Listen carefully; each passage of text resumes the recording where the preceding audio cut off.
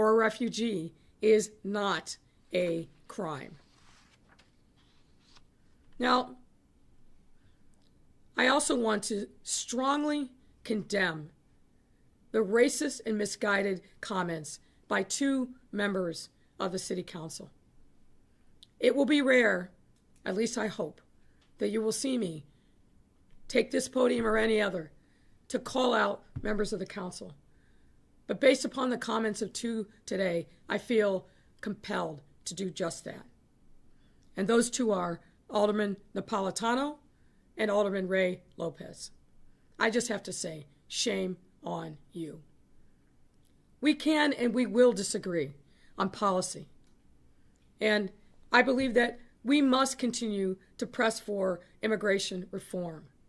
But spirited debate, which is at the heart of our democracy, is not the same as using racist tropes and xenophobic rhetoric to promote yourself on the backs of others and demonize them. And we dare not be silent when that happens, particularly not when it's coming from the mouths of city council members. We cannot indulge in the racism and the xenophobic tropes, and our silence would be complicity. And I will not be silent in the face of this kind of fear-mongering and suggesting that by taking the actions that were taken today by members of the City Council, an overwhelming majority, by the way, that at the local level, when we seek to protect any group of vulnerable residents, that somehow we are inviting criminals to run amok. That is wrong, it is racist, and I condemn it in the strongest terms possible. After what we have as a country have endured these last 4 long years, hard years, at the hands of a racist president who used his Twitter feed like a cudgel against anyone he felt like demonizing at that particular moment, and particularly focused his attention on the immigrant and refugees communities across this country. This man spared no opportunity to deepen the divides. That is not what we need in Chicago. We are better than that as a country, as a state, and certainly as a city. Again, let me thank the Immigration Policy Working Group and advocates, the aldermen who have championed this work for years, including Alderman Carlos Ramirez Rosa, who is the chief co-sponsor of this initiative, Alderman Mike Rodriguez, Alderwoman Rosanna Rodriguez Sanchez, and all those members who spoke so eloquently and passionately today in support of this ordinance. And I also just want to note the original sponsors of the ordinance for formally starting the process and the journey that culminated in today's actions. This makes Chicago a leader in protecting immigrant and refugee civil rights, and is a great way to officially turn the page on the horror that we experienced in the last 4 years, to put the Trump administration formally in the rearview mirror as far as the city of Chicago is concerned, and to give our immigrant and refugee communities the peace of mind and safety that they deserve. Next, I want to highlight 2 other measures that were passed today that also build on our values of equity, inclusion, and safety for our residents. First, the City Council passed an ordinance to increase fines on air pollution. Now more than ever, protecting the health of our residents has to be a top priority. That's why, as part of our ongoing citywide effort to further protect our residents from environmental hazards, this ordinance will allow the City Department of Public Health to assess higher fines on industrial facilities and demolition contractors that create dust and risk the health and quality of life for our residents. I want to also thank Environmental Protection and Energy Chairman George Cardenas for his partnership on this initiative, which will help keep companies responsible for their impact on the residents who live near these facilities. And I look forward to working with him and the rest of the City Council to pass a broader air quality ordinance in the near future. Second, City Council has officially green-lighted a project to expand cargo operations at O'Hare Airport. The project, developed by Maryland-based Aeroterm, will advance with a renewed commitment to hiring more Chicagoans and contracting more Black, Latino, and women-owned firms. You heard comments from members of the City Council talking about this historic agreement, and I agree. Upon completion, this cargo facility will be the first of its kind nationally at this scale to be constructed by a Black-led construction team. I want to thank Finance Committee Chairman Scott Wagesback, Aviation Chairman Matt O'Shea, and all the aldermen involved in this initiative, which will not only build on O'Hare's reputation as the #1 airport for cargo operations based on value, but will also reaffirm our city's commitment to providing good-paying, sustainable jobs for Chicagoans, especially those from historically excluded groups. And finally, I want to highlight some exciting community and land measures that were passed and introduced today. First, the City Council has officially designated the former Woodlawn home, a civil rights catalyst, Emmett Till and Mamie Till Mobley, and the former Edgewater home, a spoken word artist, Ken Nordine, as Chicago landmarks. These measures will ensure that the upkeep of the homes of these influential and important Chicagoans and help to forever immortalize their legacies on our city and our entire country.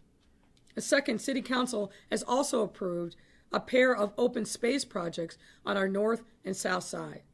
Thanks to these measures, private and underutilized lots in the Indian Ridge March Nature Preserve in South Deering and another in Lincoln Square will be repurposed and give residents from near and far new spaces to gather, be creative, and connect with their communities. And third, City Council has also introduced a handful of park and garden projects on our south and west sides, in addition to land acquisition proposals that will advance the neighborhood investment goals of our Invest Southwest signature economic development initiative. All of these efforts taken today build on our city's work to create a more equitable, inclusive, and supportive Chicago for all residents, no matter their circumstances, as well as enhance our ongoing public safety efforts, which I want to take a moment to specifically address. I know that carjackings have been, unfortunately, on the rise recently. And I want you all to know, again, that this is an issue of top of mind for both me and the entire police department. As a result, CPD has doubled down on its commitment to preventing carjackings and holding assailants accountable by adding an additional 40 officers to its carjacking unit and sending detectives to meet with carjacking victims and witnesses immediately after the crime to treat these incidents with the seriousness that they require. We must also remember that we aren't the only city grappling with this issue of carjacking. It's a problem that many other municipalities in our entire region are facing. And because of this region-wide crisis, I am convening a regional group of mayors and police superintendents later this week. This is a regional problem that requires a regional solution. We have strong partnerships across the region, partnerships that I am very, very proud of. And we will lean into these partnerships to tackle this public safety challenge that has no borders. And given the disproportionate role of juveniles who are driving this surge, we need to craft proactive intervention strategies to reach them before they make life-altering bad decisions for themselves and the harming others. I want to once again thank everyone involved with these initiatives, and I look forward to working with them to continue securing, improving, and protecting our great city. And at this time, I'm happy to take any questions that you might have. Thank you, Mayor. Since you ended talking about the carjacking, as some would say, crisis, I'm going to start with a question from Taman Bradley about that. Given the surge in carjackings carried out by young teens, do you think prosecutors should ask judges to charge juveniles as adults for aggravated hijacking cases? Well, I do think that you have to take each of these cases case by case, and you're aware that there were laws passed in the recent past to really put a curve on the automatic increase of the possibility of juveniles being tried as adults. Each of the circumstances are unique. What I ask is that we look strongly at these cases. We look at whether or not these individuals have any kind of history. But as I said, I think we've got to craft proactive interventions to make sure that we are reaching these young people before they make a fatal decision that puts them on a path of being exposed to the criminal justice system. We've got to intervene with these kids. There's no question. And we've got to get them back in school. I've spent a lot of time talking to folks that are directly involved, particularly in the juvenile courts. And it's very clear to me that we've got to do much more. We've got to bring in the entire ecosystem of folks, from the courts to the prosecutors, also the social services organizations that do work supporting these young people. But we've got to bring the message right to the young people, meet them where they are, and let them know that if they decide to go in this direction, to rob someone at gunpoint, no less, that we have to and we will hold them accountable. But I'm hopeful that we are going to reach and prick the consciousness of many and really dissuade them from going down this path. But we've got to amplify that message and act aggressively and proactively to do just that, and we will. I have a cluster of, you talked about schools, CPS, CTU related questions, so I'll ask those and then I will ask questions in order that I receive them. Questions are from Carla Leal at Telemundo, Marianne Ahern, myself, Sarah Karp, Dawn Rice from the Washington Post.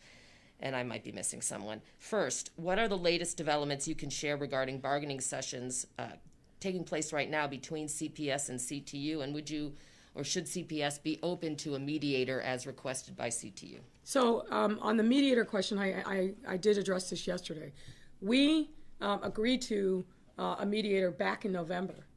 And we went back to the CTU, and unfortunately there was no follow-up.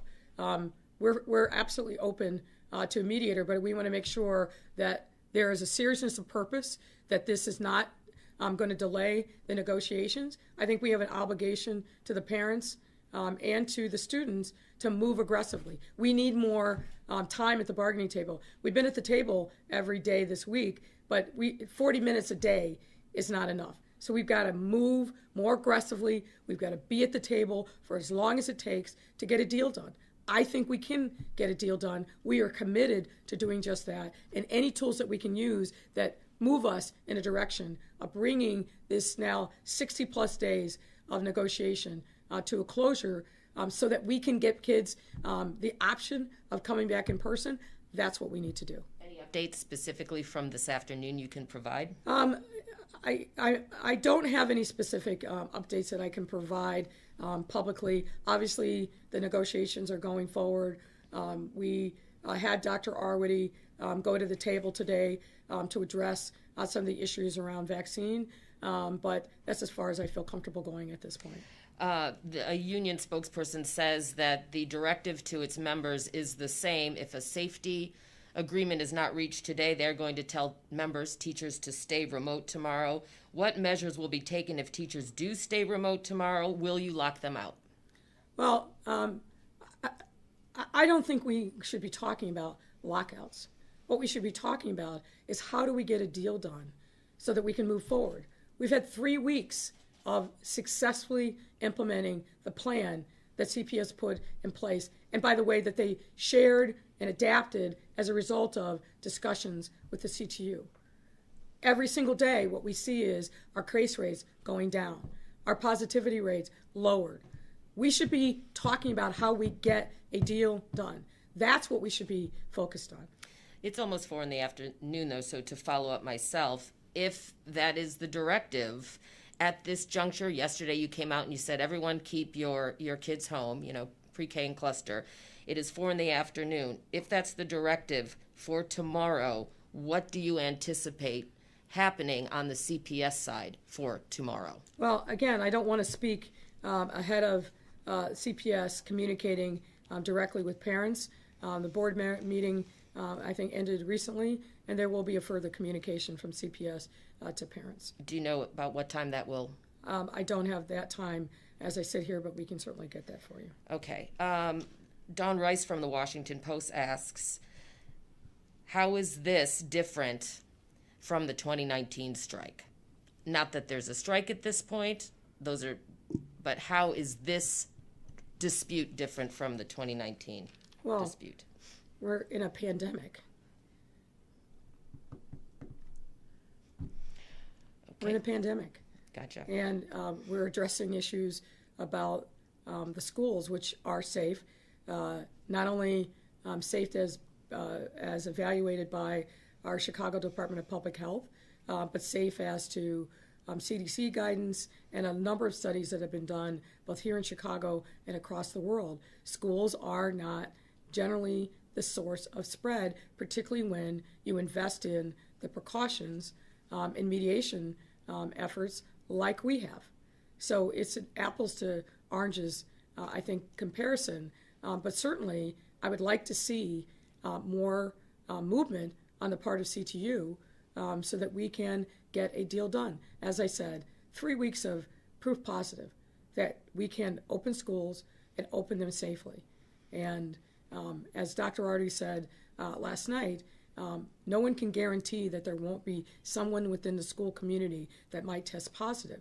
That's not the issue. The issue is what do we do to put in mitigations to minimize the possibility of any school spread, and do we have policies and procedures in place in the event that that happens so that we can isolate and quarantine and minimize any community spread. We've had those in place for months now. We've enhanced them. And as I said, over the course of 3 weeks, the plan is working exactly as we thought it would. 2 more questions and then I'll move on. This one from Sarah Karp. Some teachers who are refusing to go to schools to teach got letters threatening to lock them out. Can you comment on that? I can't comment on any specifics. And as I said, what I am focused on as mayor is making sure that we're at the table and getting a deal done. And finally on this topic is how does this impact in-person learning, the return of in-person learning for the K through 8th graders on Monday? Is it still on track? It's still our intent to have students return on Monday. Okay. Now going back to the questions as I receive them. This one is from Lisa Donovan from the Tribune. Vice President Harris called mayors around the country last week to discuss the Biden-Harris COVID-19 stimulus plan. What did you discuss with her? And did she share anything that gives you hope Chicago will see some economic aid? Well, I appreciated the outreach from the vice president, but I'm never going to share any conversation that I had with her. Not even a little bit of information. Okay. It was very cordial and very informative. Okay, this question from Heather Sharon. Do you still favor the creation of an independent commission to redraw the ward boundaries based on the results of the 2020 census? Latino Caucus member Alderman Maldonado said aldermen were best equipped to draw those maps equitably and said it was a, quote, myth that an independent commission would be more fair. Do you agree with him? Well, with due respect to the alderman, here's what I think. In this time that we are in, where I think we all have to be focused on reassuring our residents that the government works for them, a relic of the past of having ward boundaries drawn in a back room is just that, a relic of the past. Obviously, aldermen have a role to play, and they should have a role to play. We have put forward resources to make sure that there is adequate funding to support this effort. But what I know is I've repeatedly heard from residents all across the city that they feel like their neighborhood interests are not reflected best in ward boundaries. If you take, for example, the neighborhood that I live in, which is Logan Square, I think we are parsed between 4 or 5 different wards. Same thing with back of the yards. Same thing with Chinatown. And really the list goes on and on. If you look at the ward boundaries, they don't make any sense, and they don't respect neighborhood boundaries. People want to know that they have a voice, that they have the ability to elect a person that represents their neighborhood, that speaks their values, and that someone that they can hold accountable. And again, obviously, aldermen have a very specific role to play, and they should. But this can't be a backroom, closed-door deal that the public has no insights into, because whatever the product is not going to have legitimacy.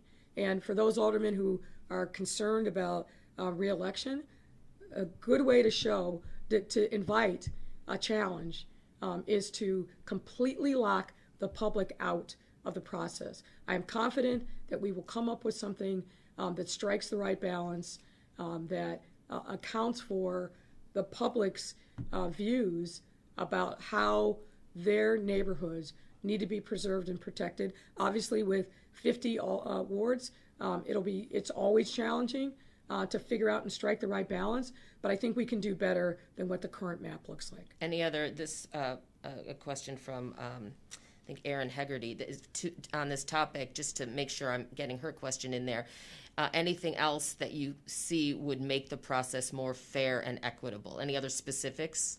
Well, like I said, that's a conversation that we need to have with members of the City Council, and we've already started some of those discussions, but we also need to invite the public in. I know this is an issue of great interest. This question from Alex Nitkin at the Daily Line. This morning, a group of aldermen held a press conference advocating their proposal to change the Affordable Requirements Ordinance. When can we expect to see a version of this ordinance that you support, and what elements, if any, will that legislation incorporate from the Chicago Inclusive Housing Ordinance that was introduced in November? So the Department of Housing and Commissioner Navarro are working on those issues, and when we have an update, we'll certainly let you know. This one, Let's do 2 more. 2 more? Okay. This one, I'm going in order here. This one from Dave Glowatz from Inside Chicago Government. Why not release detailed results of the investigation into the police officers who occupied Congressman Bobby Rush's campaign office last June? It's not a why not, it's a question of when. Those officers have only recently been notified of the disciplinary recommendations against them, and following standard protocol, those details will be released at the appropriate time. This question from my colleague Chris Ty at CBS 2. We're hearing reports that the IHSA is going to greenlight a shortened youth basketball season, 7 weeks total. Teams could compete once they complete 7 practices. What do you say to families for whom every day there is no school or practice, their basketball player is one day closer to potentially not getting a scholarship? Well, first I'm going to say my daughter will be extraordinarily happy to hear that news. She's not a high schooler, but she's someone who does play basketball and has been really, along with her friends, mourning the loss of the competitive basketball season.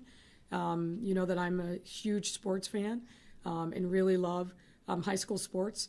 I think this last 300 plus days has been extraordinarily difficult on those young athletes, many of whom were depending upon being able to showcase their talents during the course of competitive competition to win college scholarships. So I'm really glad to hear that news, and I fully support it. We've got to get kids back in productive activities and not just sitting and staring at screens. This has been really, really hard on our young people. Really hard on their families. I hear from parents all the time, and I know from my own experience with our 12-year-old. We've got to give kids productive outlets, and I think I'm grateful that the IHSA has realized that we need to move more in that direction. All right, we'll do 2 more. Thank you. I only have two more. Mayor, this is from Craig I Delamore. saw you negotiating. Yes, in writing on my legal pad. Craig Delamore, what should be the next steps for the Cop House pilot program, and how does the substitute ordinance address your reservations about the effort?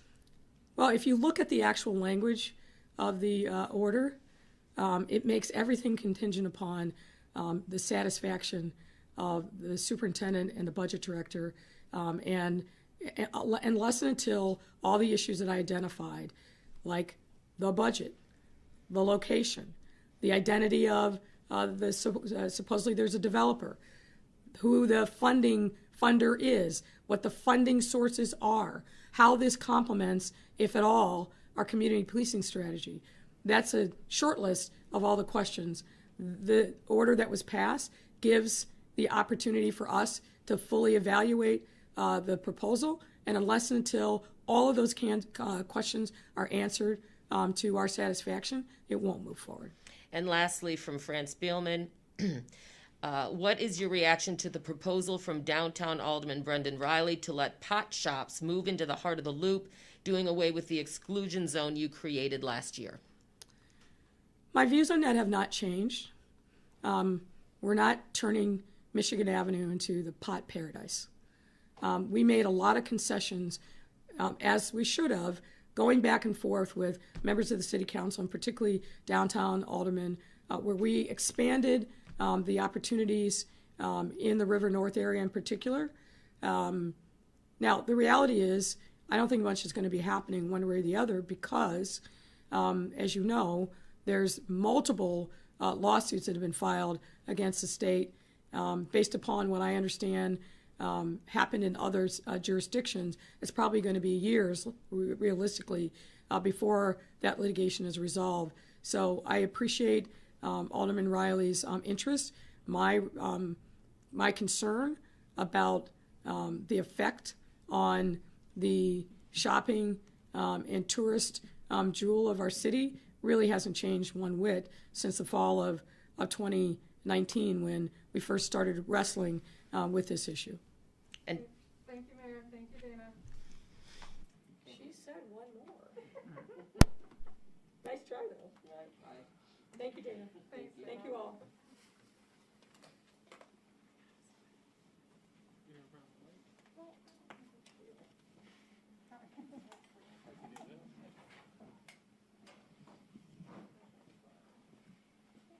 Thanks, Dana. I appreciate it. Thank you very much. Not to push back on the questions on the time. I'm trying to get everyone's in. I know, and they appreciate it. Thank God you got Franny.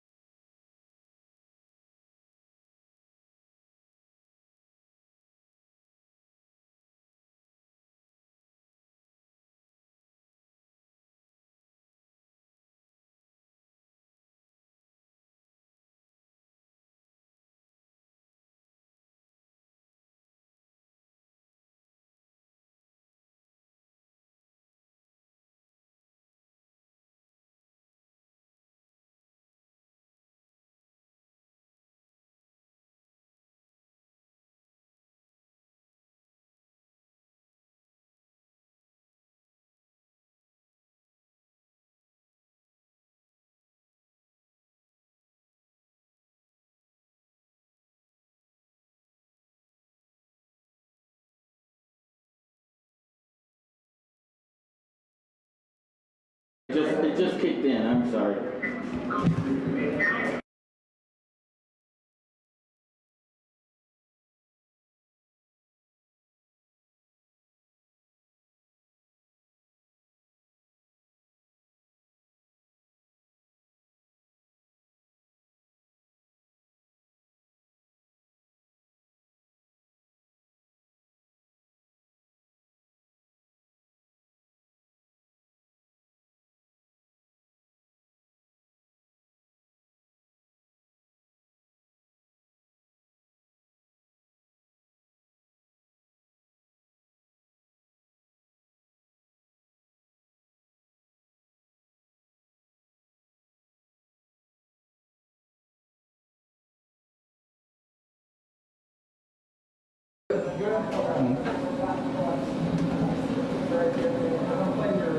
Okay.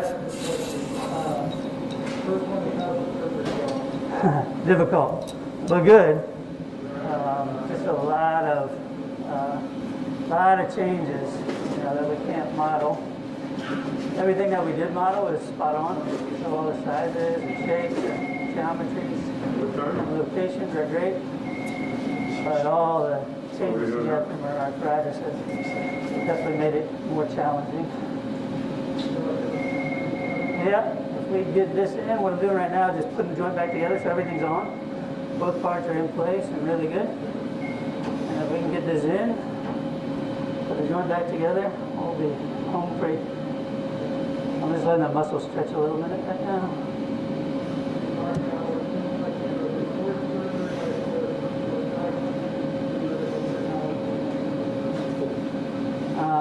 Humbling, for sure.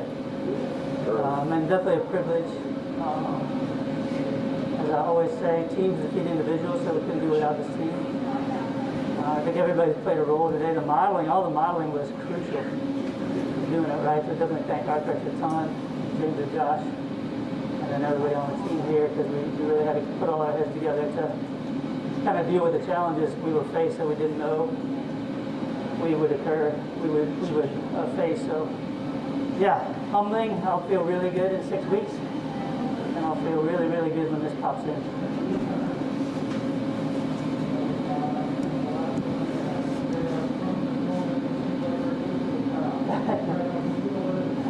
Yes. Very physical. Orthopedic surgery is not for the faint of heart or faint of courage. Especially when you're doing, like you guys said, the first in the world surgery, you know, on an endangered species. That's beautiful, amazing.